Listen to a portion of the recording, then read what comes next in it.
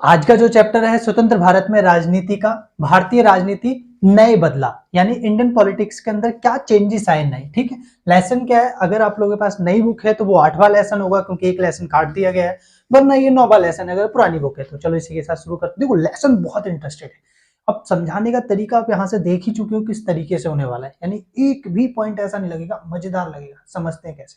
ठीक है, जैसे कि मान के चलो कि सबसे पहले हमने जो 5वां चैप्टर पढ़ा था, ठीक है, वहां तक हमने 1980 तक पढ़ लिया था, यानी 1980 में कांग्रेस क्या हुई, दोबारा से बड़ी पार्टी बनकर उभरी। ठीक है, जिसके अंदर उन्होंने कहा था इंदिरा लाओ देश बचाओ। तो कितने वोट मतलब सीटें मिली थी, 353। और उस समय बीजेपी नहीं थी, ठीक है, पर जेपी जनता पार्टी लड़ रही थी। ठीक है, इसलिए एक ही इलेक्शन जनता पार्टी लड़ी थी, उसके बाद बीजेपी आ गई थी, इसलिए हमने सीधा क्या है बीजेपी को लिखा है, जेपी को ऊपर लिखा है। ठीक है, तो कितना 31 सीटें मिली थी। ठीक है, और सीपीआई जो थी 37 मिली थी। 1980 के बाद क्या हुआ, 1984 के अंदर क्योंकि इंदिरा गांधी जो थी वो प्रधानमंत्री बनी, और 1984 में क्या हुआ, 31 अक्टूबर को उनकी हत्या हो गई।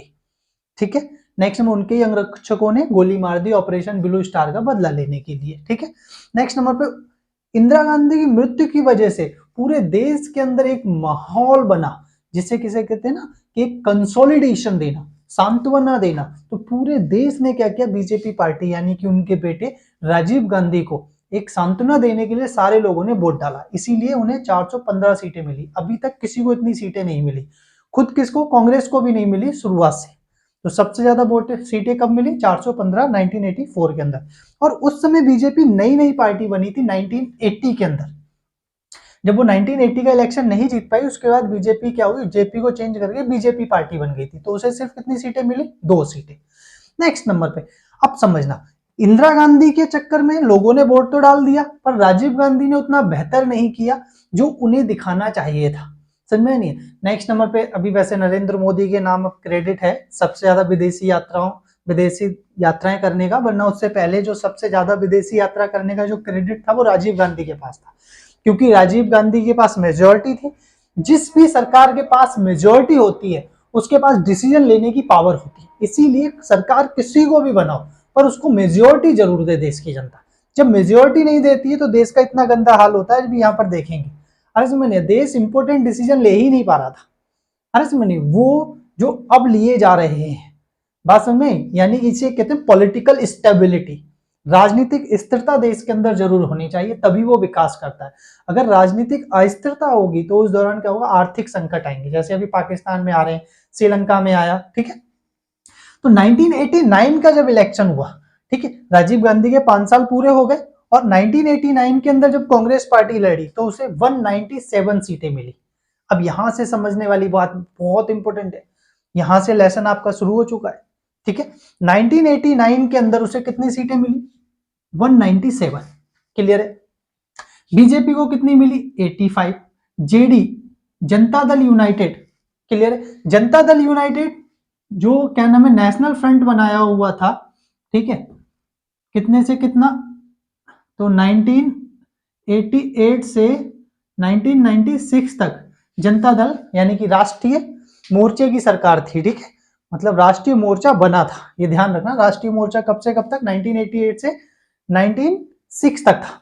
ठीक है, तो उसे कितनी सीटें मिली, 143। और सीपीआईएम जिसे लेफ्ट पार्टी बोलते हैं या फिर लेफ्ट मोर्चा बोलो, ठीक है, लेफ्ट फ्रंट वाम मोर्चा, वो क्या है 33। लेफ्ट का मतलब क्या होता है कि वो जो आधुनिक विचारधारा, मतलब आधुनिकता को मानते हो, जो धर्म को ना मानते हो, उसे बोलते हैं लेफ्टिस्ट।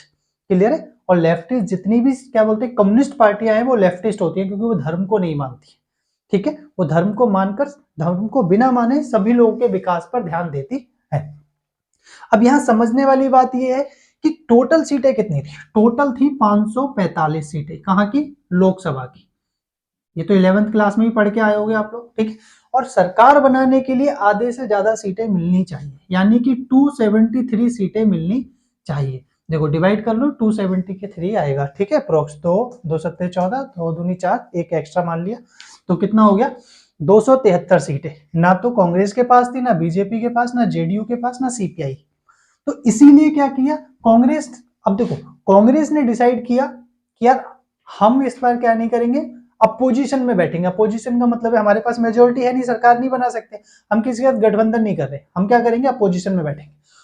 यहाँ पर कौन है, बीजेपी और जो सीपीआई-एम है, वाम मोर्चा, उसने डिसाइड कर लिया कि कांग्रेस को सत्ता में आने भी नहीं देना है, इसलिए इन दोनों ने मिलकर समर्थन किसको दे दिया, जेडी मतलब जनता दल को। किसको, जनता दल, जिसने नेशनल फ्रंट और छोटी छोटी पार्टियां मिलाकर क्या किया था, उसने अपनी सरकार बनाई। अब इनको ऐड कर, तो नेशनल फ्रंट की जो सरकार थी वो कब बनी, 1989 के अंदर। क्यों बनी, क्योंकि कांग्रेस को समर्थन मिल नहीं रहा था पूरा, इसी वजह से क्या हुआ, बीजेपी और सीपीआई यानी कि जो वाम मोर्चा था उसने किसको दिया, राष्ट्रीय मोर्चे को समर्थन दिया। उसका उद्देश्य सिर्फ एक था कि बीजेपी मतलब कांग्रेस को सत्ता में नहीं आने देना है। क्लियर है। तो इस समय जो प्रधानमंत्री बने वो बीपी सिंह बने। ठीक है, किसके, जो नेशनल फ्रंट, इन्होंने एक गठबंधन बनाया था। राष्ट्रीय मोर्चा क्या है, राष्ट्रीय मोर्चे से अभिप्राय ये जनता दल के द्वारा और छोटी छोटी पार्टियां जो सोशलिस्ट पार्टियां थी, ठीक है, जो ये जेडी निकली वो किससे निकली, जनता पार्टी से निकली। ठीक है, बीजेपी निकली वो किससे निकली, जनता पार्टी से निकली। क्यों, क्योंकि 1977 में, कब, यहां लिख दे रहा हूं, ठीक है, जब 1977 के अंदर जो आपातकाल लगा था, उस आपातकाल की वजह से सारी पार्टियां कांग्रेस के अगेंस्ट होकर एक साथ आ गई थी। ठीक है, तो उसमें भारतीय जनसंघ भी शामिल हो गई थी, सोशलिस्ट पार्टी भी शामिल हो गई थी। अरे समझ में नहीं आ रहा, यहाँ पर क्या बोलते हैं, डेमोक्रेसी, कांग्रेस फॉर डेमोक्रेसी शामिल हो गई थी भारतीय जनसंघ के अंदर। ठीक है, भारतीय लोकदल शामिल हो गई थी, जो कितनी सारी पार्टियां शामिल हो गई। ठीक है, क्या भारतीय जनसंघ, बीजेपी पार्टी पहले, अब बीजेपी है, वो पहले भारतीय जनसंघ थी। ठीक है, नाम लिख दो, भारतीय जनसंघ। दूसरी क्या है, दूसरी भारतीय लोकदल, भारतीय लोकदल।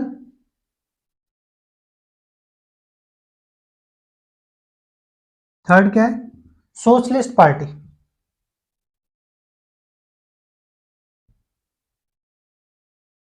क्लियर है। नेक्स्ट नंबर पे कौन सी है, Congress for democracy, Congress for democracy. Clear है। नेक्स्ट नंबर पे ऐसे छोटी छोटी पार्टियां आकर इकट्ठी हो गई जिसे जनता पार्टी बोलने लगी। ठीक, जनता पार्टी जीत भी गई थी उस समय, पर वो सरकार क्या नहीं कर पाई, स्थिर नहीं रख पाई, तो वो 2 साल बाद वहां पर री इलेक्शन हो गए 1980 के अंदर, जनवरी में। ठीक है, तो जब जनवरी 1980 के अंदर इलेक्शन हुए, JANA, ठीक है, तो ये वाला माहौल क्रिएट हो गया था। ठीक है, जिसमें कांग्रेस को दोबारा से आ गई, इंदिरा गांधी ने कहा देश चलाना है तो मुझे वापस लाना है। ठीक है, देश बचाओ, इंदिरा लाओ, देश बचाओ, उन्होंने नारा दिया। ठीक है, तो ये हम बता चुके। अब यहां पर क्या हुआ कि ये दोनों पार्टियां निकली थी, तो ये सोशलिस्ट पार्टी है। सोशलिस्ट का मतलब होता है समाजवादी। क्लियर है, समाजवादी पार्टी वह पार्टी होती है जिसके अंदर क्या है, बिना क्रांति के संसाधनों के बंटवारे की बात की जाती है, इस तरीके से जिसमें सभी लोगों की भलाई हो। ठीक है, तो जेडीयू आई, और इसका नेतृत्व किसने किया, इसका नेतृत्व किया बीपी सिंह ने। यहां समझने वाली बात है, किसने किया नेतृत्व, बीजेपी से, वो बीपी सिंह ने। ठीक है, इसके अध्यक्ष भी कौन थे, बीपी सिंह। ठीक है, बीपी सिंह प्रधानमंत्री बने। ठीक है, इस पार्टी की जो स्थापना हुई थी वो जेपी नारायण के बर्थडे पर हुई थी, क्योंकि जेपी नारायण एक बहुत बड़े समाजवादी नेता थे। क्लियर, 2-4 समाजवादी नेताओं के नाम जरूर याद कर लेना। ठीक है, नेक्स्ट नंबर पे क्या हुआ, जब बीपी सिंह के, बीपी सिंह क्या प्रधानमंत्री बने। ठीक है, बट वो क्या है, लंबे समय तक प्रधानमंत्री नहीं रह पाए। कितने समय तक रहे, 1989 से लेकर 90 तक। कब तक, नवंबर, 10 नवंबर एग्जैक्ट 1990 था। क्लियर है, लगभग लगभग 1 साल उन्होंने क्या है, प्रधानमंत्री बने। नवंबर 1990 के अंदर क्या वो चेंजेस आए कि वो सरकारें गिरी बीपी सिंह की। तो पहला चेंजेस ये था कि सबसे बड़ा, ठीक है, कि उस समय उन्होंने मंडल कमीशन को लागू किया था। ठीक है, मंडल कमीशन को हम डीपली पढ़ेंगे। ठीक है, बट अभी सिर्फ इतना जान लो, ओबीसी को आरक्षण देने की बात थी 27%।